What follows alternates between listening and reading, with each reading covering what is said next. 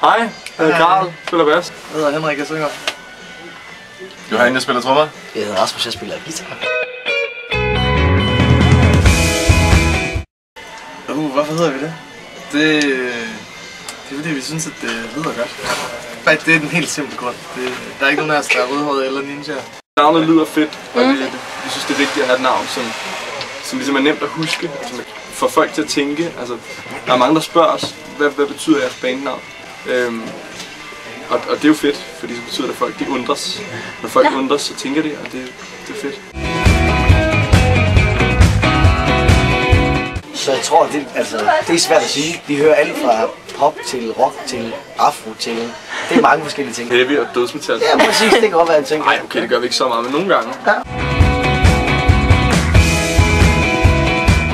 Jeg synes, det var vildt fedt. Det var sindssygt fedt, mand. Det var overvældende. Jeg spiller mindre steder, det er som om det der, man står med folk face to face og spiller koncerter, så det er bare noget andet.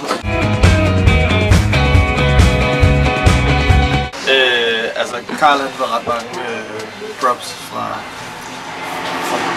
mænd og kvinder og dyr. Det skal køre på. Jeg vil gerne svare først. Red Lips for mig, den tænder jeg meget på. Jeg tror, jeg har mest optur lige nu. Det er den af The Boy Who Bitter, vores sidste nummer, fordi vi skulle træne helt mange korstemmer. Så det var sådan, der oplevede vi faktisk kunne det.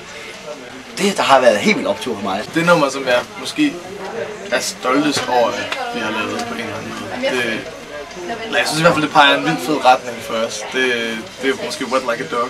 Det kan jeg godt lide. Umiskendeligt Ginger Ninja.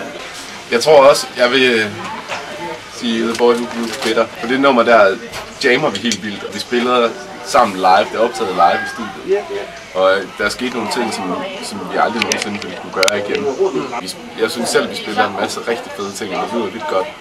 Og det er sådan fanget i et øjebliks optur, hvor vi bare sådan alle sammen havde lige meget optur over at spille.